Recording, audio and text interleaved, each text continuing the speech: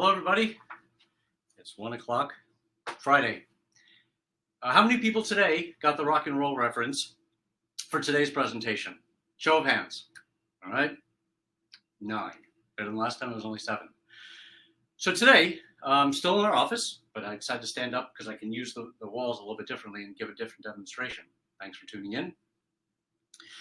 Today, I'm going to use GECKSKIN to try to explain to all of you the magnitude of the opportunity that we see at Felsuma. By the way, I'm Rana. I work for Felsuma. It's not going to be too much of a nerd talk. That's not my point. My point is this is a Kickstarter. So we're going to use the technology today as a means, first of all, to debunk a couple of myths that are still hanging around out there. I can see by your messages to me. But also to explain really what it is we're trying to kickstart beyond just the first 3 products that we're looking at. So I made some notes actually today, so if you'll bear with me, I actually want to make sure I stay on point and move this right along. We're not just kickstarting a product. We're not just kickstarting one technology. We're not just kickstarting our company. The company's been around for a few years. If I think about this in its larger magnitude, we're kickstarting a way of thinking. We're kickstarting a platform, actually, that will have far-reaching effects on our lives if we do this well, and how we think about the materials around us that we can make cool, intuitive, sustainable products that reduce damage and that we can reuse. That will solve a whole myriad of problems. I'd like to challenge the notion of damage and permanence, but still maintain the performance that we're used to. But today, so we're clear, this is a Kickstarter about these 3 products. I put them up on a piece of wood that I had last time. I'll talk about them quickly for a moment. But look, if you're going to understand the technology, let's go back to the very beginning when I met Professors Crosby and Urshik. So we're talking about the fall of 2012. I was sitting there and the professors were explaining GECKSKIN a little bit, and Al Crosby could see that I was kind of scrunching up my face, and he said, "You think this has already been done, don't you?" And I said, "Yeah, I guess so." He said, "You think the gecko thing was solved a long time ago?" I said, "Yeah, I guess so." And he said, "No, it hasn't. In fact, anything that anybody's held up to this point has been small weights. We can hold much larger weights, and we can do it with existing materials, commercial materials." All right? And then they moved over, and I went and saw Duncan's laboratory, and I want to share with you a couple of images of what I learned. This beautiful creature, her name is Big Mama. She resides in Duncan Urshik's laboratory. All business presentations that I give, I start showing Big Mama up on the screen. And I say, look, we are talking about geckos. To my knowledge, we're the only team in the world that actually has a gecko biologist as part of the team. Duncan Urshik is a gecko biologist. Al Crosby is a polymer scientist. As I mentioned last time, think of GECKSKIN technology as a union of mathematics that Al brought to this with anatomy of the animal that Duncan brought, and that's why this is a mechanical adhesive. So we have this idea of Big Mama and the anatomy that we've explained. I won't continue with that, but I learned another thing talking with Duncan. This picture. There are over 700 species of geckos around the planet. Okay, what I just showed you was a selection of feet of some of those geckos, because if you look at those feet, they've evolved and they've adapted to their local environments, which then brings us a little bit to this portfolio. And why is this portfolio different? They're all GECKSKIN devices, but they all perform a different function with different anatomies for different surfaces to solve different problems. So that brings me to another point. Everybody thinks that there are some tiny hairs on the bottom of a GECKSKIN device. Here's a grip hook. There are no hairs. I'll say it again. There are no hairs on a GECKSKIN device. This is a piece of foam. This is the same as the grip hook, right? There's no nano, there's no micro. And that is one of the most important parts of what this distinguishes this technology, is that we're using everyday materials. This is made of foam, and these 2 are made of film. And we have others that are made of yet other materials over time that we'll bring to market. There are a lot of other really cool gecko technologies out there that do have micro and nano structures. So those are very different, very cool indeed. I've seen those, played with those, but they're very different from GECKSKIN. So I want to draw that distinction for you. Now, Al and Duncan created this, and then they wanted to try to demonstrate that they could hold a lot of weight. So there are a couple of very famous videos out there. The one of them holding 350 pounds. There's another one of them holding a 42-inch flat screen TV. Now, take note for a moment. Both of those videos showed the 350 pounds and the 42-inch TV on glass in pure shear. This is a very important statement because that was a laboratory demonstration. There's another fun video in which Al's students, Dan and Mike, demonstrated the GECKSKIN on everything, and they walked around the Polymer Science building and put a smaller TV on multiple surfaces. Please take note there also. That TV did not stay up on those surfaces for a long period of time. It was a fantastic demonstration. All those three videos are a fantastic demonstration of the potential of GECKSKIN. We'll come back to that because I want to address those videos straight on later in my talk. So hold that thought. One of the statements I made last time that I want to say again is GECKSKIN is a technology, it's not a material. People call up and say, hey, can you send me a sample? Can you send me some of your coding? It's not what we do. Take a look at these again. This is a grip loop. This is a grip hanger. This is a grip hook. If somebody asked for a sample, what would I send a sample of? Each one of these is designed to perform a different function. So there is no one material called GECKSKIN, and there's certainly no magical coating either called GECKSKIN that I can send to people. So it's a technology, not a material, as made evident certainly by these three, or first three that we're showing to you, but there are more to come. One of the things I want to show, though, about these real fast, and I appreciate that it's not perfect from a demonstration standpoint, but I'll give it my best shot. Since these are the three that we're asking you to start with to kick us off here, we have a grip loop, right? And so the grip loop, take note of this. Obviously, it's made of film, but it peels. It peels by peeling up, right? Or you can peel it to the side, and I appreciate it's tough to see because it's clear. Now, that's the way the grip loop is designed in pure shear to peel up or sideways. Now, the grip hanger, on the other hand, also made of film, as you may recall, grips on the back. But to peel it off, we peel it off that way. Why am I going through this yet again? I went through it last time. Because I want to demonstrate to you, when I showed you those different anatomies for the geckos, and that this is a technology, not a material, and this one's made of foam, and we demonstrated we peel it that way. They all have different anatomies. They're made of different materials to serve different functions, to solve different problems. That's the nature of what GECKSKIN is and what it does. And we're just getting started with these three. Okay, enough of those for a moment.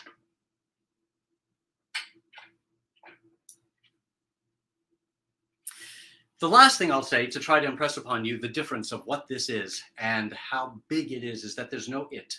People say, well, can it work underwater? Can it grip your skin? Can it work at 150 degrees, for example? So Scotch tape, I like to say, is an it, or a thumbtack is an it. We know what it does and what it is designed to do. But these are not an it. These are three different devices of the hundreds, ultimately, that will commercialize. So there is no it there. So here's what I'm going to do. I'll give you a different sentence. Think in your mind. Can you design a device that will? Aha! Now you're starting to think like GECKSKIN. There is no it. I'll give you an analogy. I have a couple of analogies. They're a little weak, but hopefully they'll get the point across. Number one, a clock. Think of a clock. I can put a clock up on the wall. I can put a clock on my wrist. I can put a clock embedded in my stove. Right? It's a clock. It tells time. It can be digital. It can be round. It can be square. All different forms. You say, well, can I take it underwater? Well, there's no it. You can make a clock that can go underwater. Another example is a car. Car, at the end of the day, we might say, has four wheels, you sit in it, and it takes you from one place to another. At this point, you can't even say it necessarily has a combustion engine. But we understand what a car is, but it comes in so many different designs. We have the cute little smart cars all the way up to a Hummer. So similarly, to get your mind around this notion of GECKSKIN, again, how big an opportunity we're looking at. Think about a car, think about a clock, think about all the applications, all the places it can be embedded and shown up to distinguish itself with respect to those other products. All right, next topic.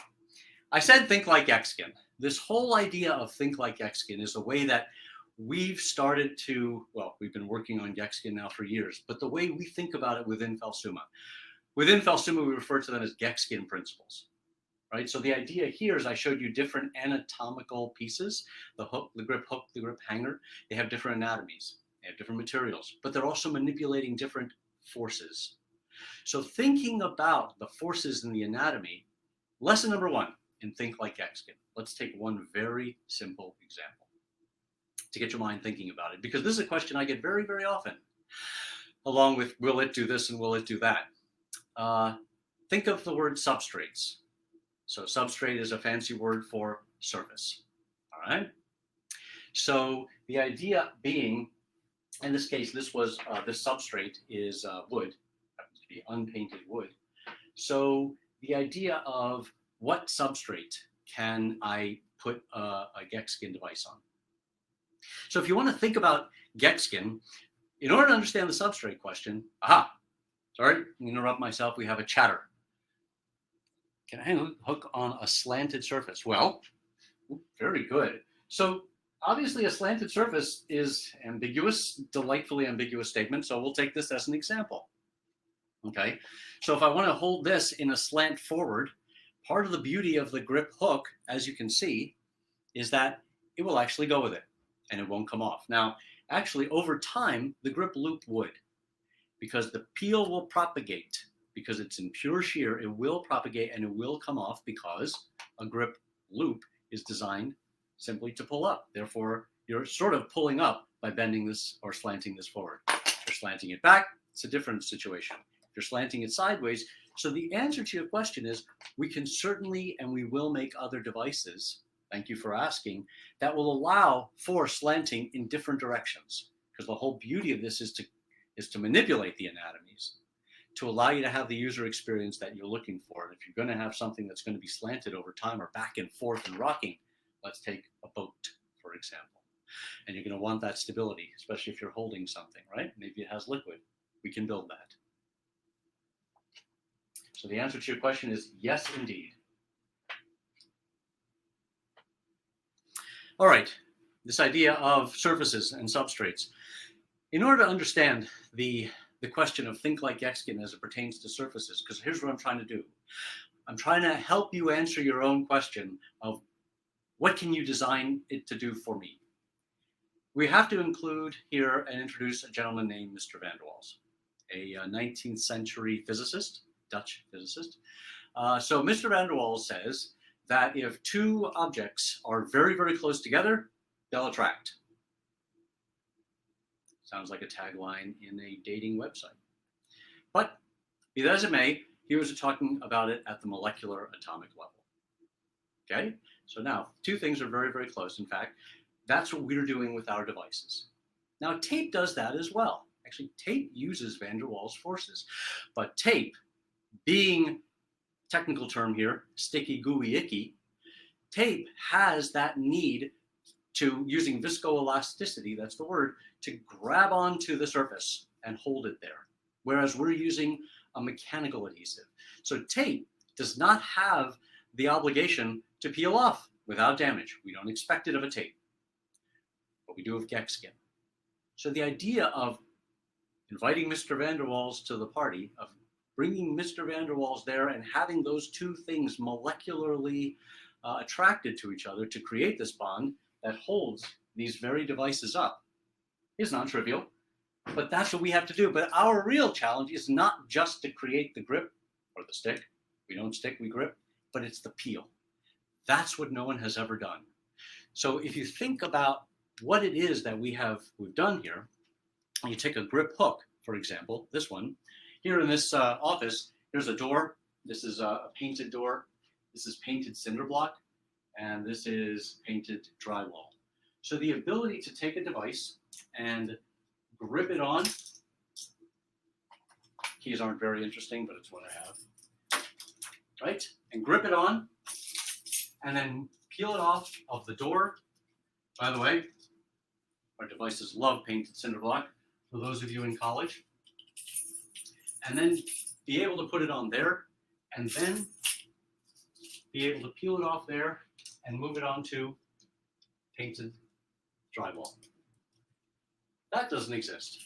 A device that can hold up the weight, right? That sustains a load, in this case a pound, and move it from 3 different surfaces as I've just done. That doesn't exist in another product. That's a gecko.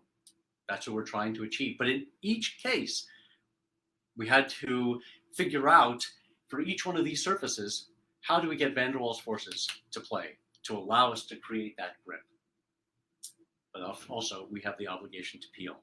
All right. So now, let's look at a couple of examples of other substrates. People often wonder, can we grip human skin? The answer is not today. Not yet, not with these devices. And what I'd like you to think about is surface area. In order for us to bring van der Waals forces to play, we have to have sufficient surface area. So with skin, we haven't achieved that yet. Now, just so you understand, my colleagues, Al Crosby and Duncan Urshik, are working away at that problem as we speak, that challenge of bringing GECKSKIN principles to the notion of gripping and peeling from human skin. You'll not be surprised to learn they're not going about it thinking like a tape company. They're going about it thinking like GECKSKIN. And how are they going to work with human skin? So today we cannot, but part of it is surface area. Clothing. Clothing is very porous. We cannot grip clothing straight on. People ask, can you grip and peel underwater? Okay, not underwater. But if we establish the bond for this product, say on glass or tile, a very smooth surface, when it's dry, and then water is present, so we have these hanging in the shower, for example, then yes, we've established the bond and water will not get in between it. But I can imagine another surface, say this wood. This wood is quite porous. It's actually not so easy to grip, which we do. But I can imagine that if it got wet, the water seeping into the wood may get in between our device and the wood and impede the bond, and we may lose the grip at that point. So that's how I'd like you to think about first principle of GECKSKIN, the substrate. What can we grip today, and its surface area that we need? Obviously, dirt is an impediment, and we've made these so you can clean them off a couple of times. So that's great, but at the end of the day, when you're thinking about GECKSKIN and think like GECKSKIN, porosity, dirt, and other impediments to creating the bond is what you need to think about. Now, let's go back then. That brings me back to my last topic, which was, and I alluded to it before, and those were those seminal videos that Professors Crosby and Urshik posted, and that ultimately were picked up by several, shows such as Nat Geo, Science, etc. One of them held 350 pounds on glass. Another one hung a TV. Now, many, many people have contacted us asking about the TV and the 350 pounds, and I appreciate that. Those are fantastic videos.